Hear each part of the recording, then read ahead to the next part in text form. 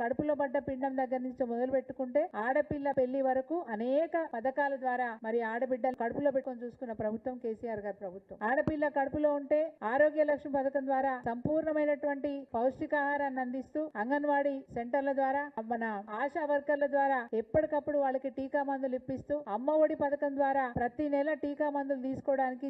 checkup కోసము ఆసుపత్రికి వెళ్లే విధంగా అమ్మ ఒడి అనే పథకం ద్వారా అంబులెన్స్ ఏర్పాటు చేసి మరి గర్భవతులను మంచి